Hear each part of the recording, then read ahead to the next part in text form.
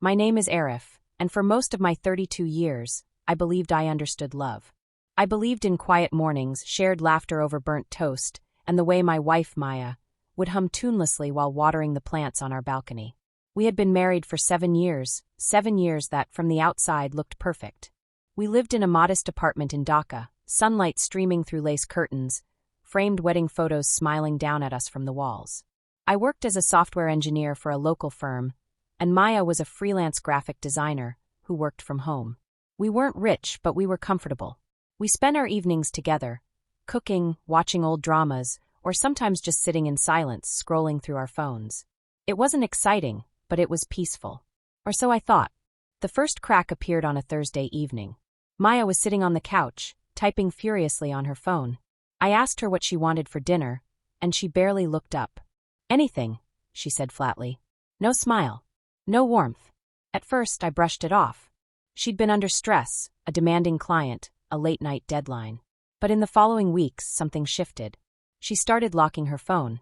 She began working extra hours, often staying up past midnight, headphones on, whispering during video calls. Then there were the little lies. Small things that didn't add up. Once, she said she was meeting her old school friend Saba for lunch. But when I bumped into Saba a few days later, she mentioned she hadn't seen Maya in months. I remember that night clearly. I asked her gently, "Did you go out with Saba last week?" Her eyes flickered just for a second. Then she smiled too quickly. "Oh yes." "Why?" Something in her voice, that practiced calmness, made my stomach twist. But I said nothing. Because love makes you blind. And because I was afraid that if I looked too closely, I'd find something I couldn't unsee. Part 2, Signs of Distance. The distance between us grew like fog, silent, spreading, and suffocating. She stopped holding my hand in public. She laughed less. The warmth in her touch faded. One evening, I came home early. I wanted to surprise her with dinner, biryani from her favorite restaurant. When I unlocked the door, I heard her voice, low, soft, and unfamiliar. "Okay.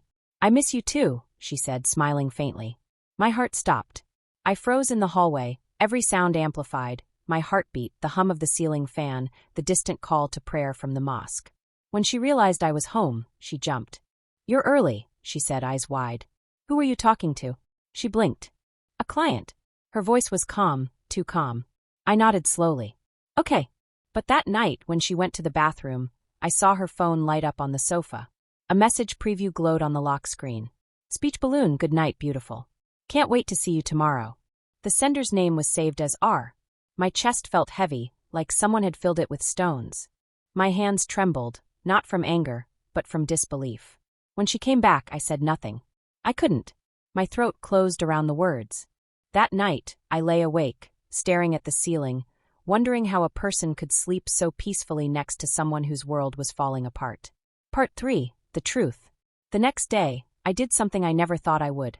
I followed her. She said she was meeting a client at a cafe in Gulshan.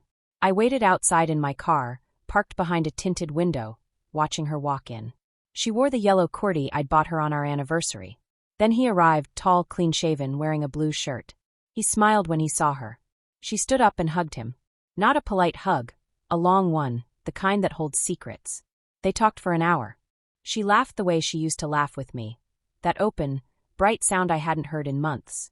When he reached across the table and touched her hand, something inside me cracked.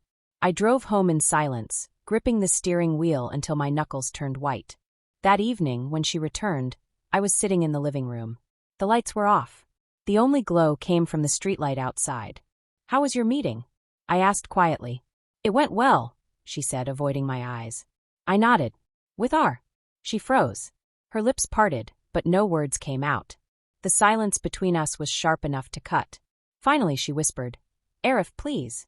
And that was when I knew. I didn't need her to confess. The truth was written all over her face. Part 4, The Breaking Point. The next few days passed in a haze. We barely spoke. She slept in the other room, saying she needed space. I replayed every memory in my head. Our wedding day, our trips, the nights we laughed until sunrise. Were they all lies? One evening, I found myself scrolling through our old photos. There she was, smiling at me, holding my hand. And beside her, I saw the same woman who now looked through me like I was invisible. That night, I finally asked the question I'd been dreading. "Why Maya?" She didn't look up. I don't know, she said softly. It just happened. Tears welled in her eyes. I didn't mean to hurt you. I just felt empty. You were always busy. I was lonely. Her words pierced deeper than any blade. I wanted to scream, to tell her that loneliness wasn't an excuse to destroy someone who loved you unconditionally. But instead I whispered, you could have talked to me. She wiped her tears. I know. I'm sorry. Sorry.